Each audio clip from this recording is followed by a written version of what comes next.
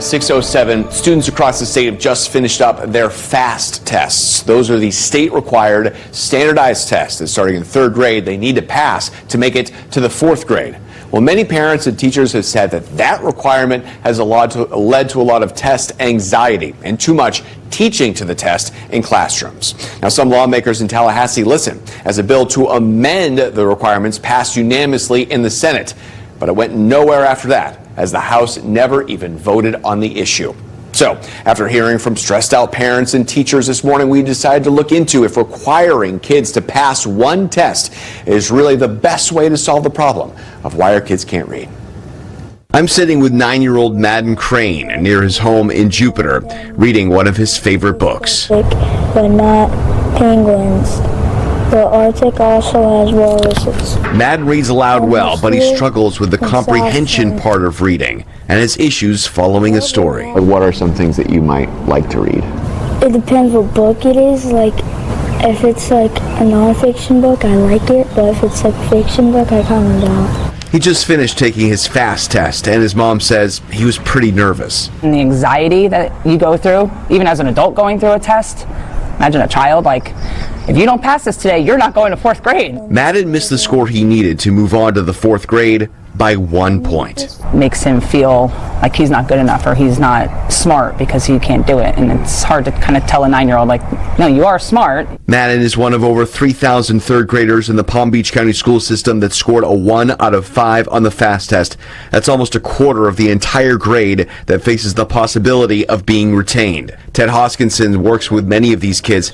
He's the founder of Roots and Wings, a nonprofit that hosts after-school reading clubs in 15 schools in Palm Beach County. These kids in Title I schools, which is the only thing we work with, are poor. They're poverty level kids. The parents, many times are in, they have one job, maybe 2 jobs. They're minimum wage jobs. They come home. Many of them don't even speak English themselves. And here we are trying to educate their children, right? So we have to inspire those kids that, yes, they can.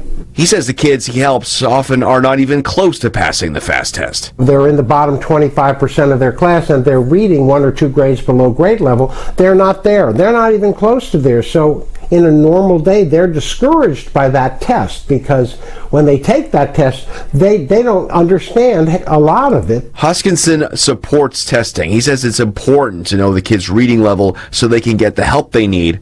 But the focus of helping our kids read cannot be teaching to a test. So I think the real key is educate, inspire as early as possible to those kids and spend the extra time, because once you get it, you get it. Dr. Matt Burns is the assistant director of the University of Florida Literacy Institute. His research focuses on the best ways to test students. He calls Florida assessments the best in the country. There can be a positive. Setting a goal, working towards a goal, that's always going to be something that has a positive effect. But he has also seen it go terribly wrong. I've seen teachers actually tell kids, if you don't do well on this test, I might get fired. And so that type of, there very few kids are going to do well under that type of situation. Dr. Burns says that's where Florida gets it wrong, by stigmatizing kids that fail the test and holding them back. When we start talking about retaining a kid because of a test score, tons of decades of research has shown retention usually does more harm than good. Yeah, for the story, I spoke to a third grader that failed the test by 1 point and now might be retained. That is indefensible. Which brings us back to poor Madden and his testing anxiety. Were you nervous? I just only felt that I wasn't going to get a good score. Were you sad when you found out that you were just 1 point off? So your mom's told you the rules. There's a chance you might have to start at third grade again next year. How does that make you feel? Sad.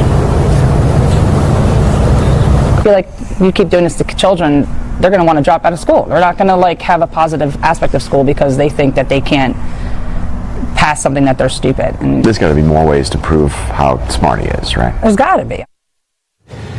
And of course there are, but there is so much weighing on that FAST test and so much ramping up to it as the year goes along that for a lot of parents and teachers it feels like it does all come down to that test.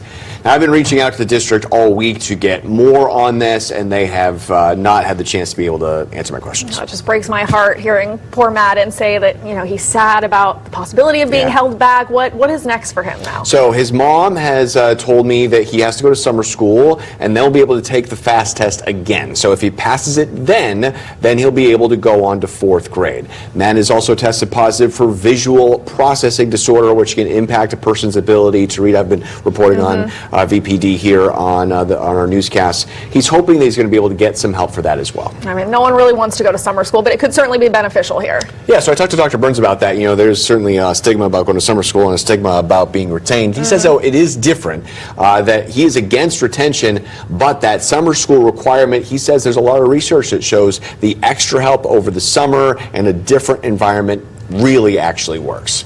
Right now, we're talking about this on my Facebook page. Should the legislature change the rules and take this requirement of needing to pass this test to move on to the 4th grade away, or do you think retention is the right thing to do? You can weigh in on this test anxiety question by finding me on Facebook at Lincoln CBS 12.